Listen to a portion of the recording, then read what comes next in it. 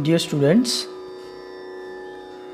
आज हम करेंगे संगीत, ध्वनि, नाद और श्रुति। संगीत, गायन, वादन तथा नृत्य, इन तीनों के मेल को संगीत कहते हैं। वास्तव में ये तीनों कलाएं एक दूसरे से स्वतंत्र हैं। स्वतंत्र होते हुए भी गायन के अधीन वादन है, वादन के अधीन नृत्य है।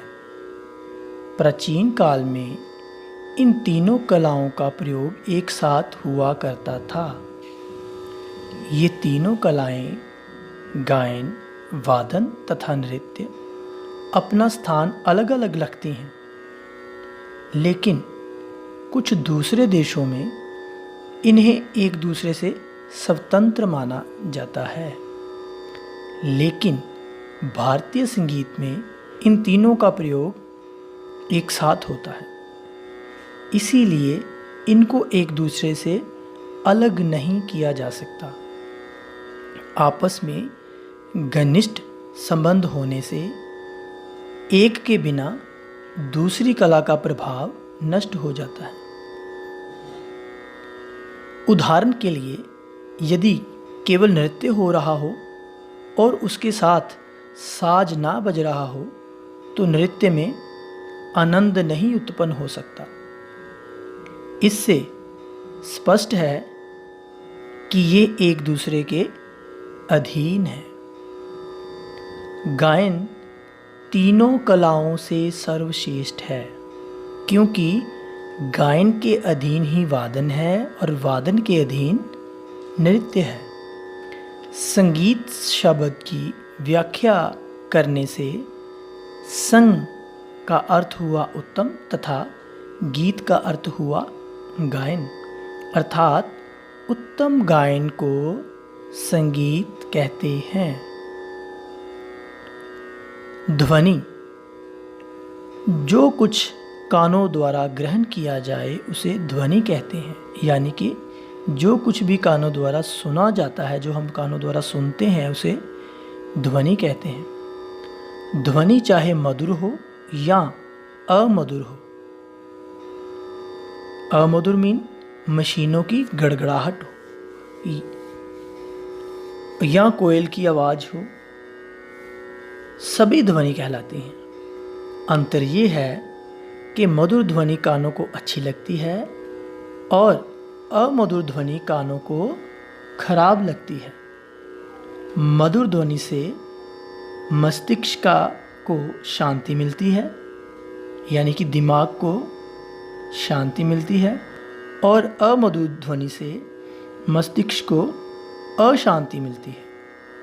संगीत मधुर या कर्णप्रिय ना होता तो उसे बार बार ना सुनता। कोई भी इसको बार बार नहीं सुनता अगर ये कानों को सुनने में अच्छा नहीं लगता तो। संगीत में मधुर ध्वनि को नाद कहते हैं। ध्वनि के दो प्रकार हैं, कर्कश ध्वनि और मधुर ध्वनि। कर्कश ध्वनि क्या है? मशीनों, हार्नों की गड़गड़ाहट की आवाज। और मधुर ध्वनि क्या है? जो संगीत में प्रयोग होती है।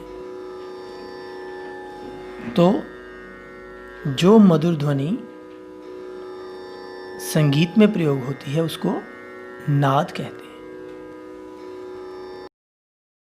नाद किसे कहते हैं? जिस मधुर ध्वनि की आंदोलन संख्या नियमित और स्थिर होती है उसे नाद कहते हैं। इसी मधुर ध्वनि का संगीत में प्रयोग होता है। जो ध्वनि अनियमित और अस्थिर रहती है वो संगीत के काम नहीं होती, उसे नाद नहीं शोर कहते हैं। मतंग मुनि अपने ग्रंथ बृहदेशी में लिखते हैं, नाद के भेद। नंबर 1, आहत नाद। जो नाद दो वस्तुओं की रगड़ से पैदा होता है उसे आहत नाद कहते हैं।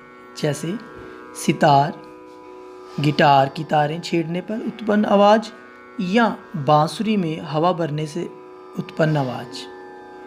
अनाहत नाद, जो नाद बिना किसी रगड़ के होता है उसे अनाहत नाद कहते हैं।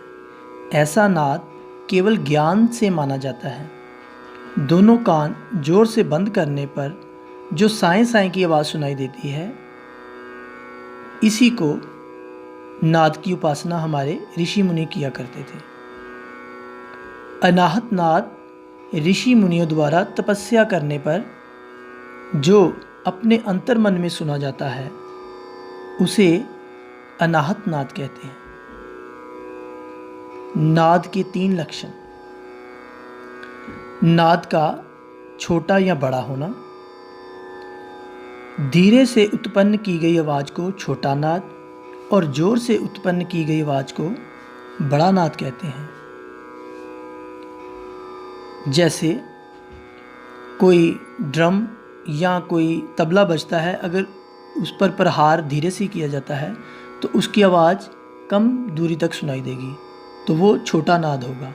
अगर उस पर जो ज़ोर से प्रहार किया जाएगा, यानी कि जोर लगाकर किया जाएगा, तो बड़ा नाद उत्पन्न होगा और वो ज़्यादा दूर तक सुनाई दिया जाएगा, जिसे कहेंगे नाद का छोटा अथवा बड़ा होना। नंबर 2, नाद की ऊंचाई या निचाई।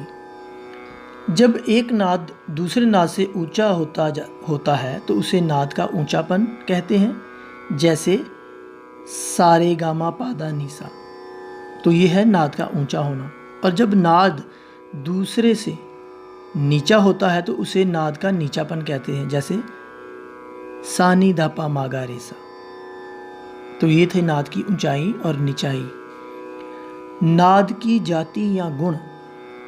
जैसे सितार की आवाज़ गिटार से, गिटार की आवाज़ सरंगी से, सरंगी की आवाज़ तबले से भिन्न होती है।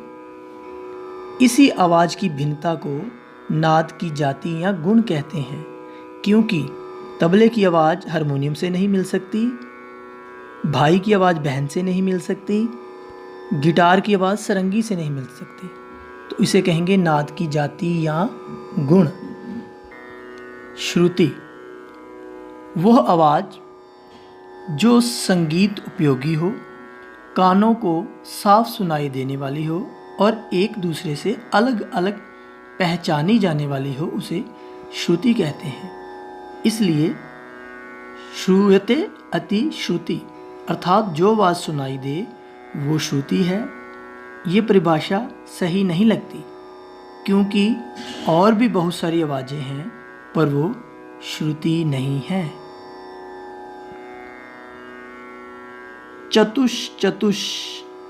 चतुश्चव षडज मध्यम पंचमा के श्लोक के अनुसार स म प की 4 श्रुतियां हैं, ग और नी की 2 तथा रे और ध की 3 श्रुतियां हैं।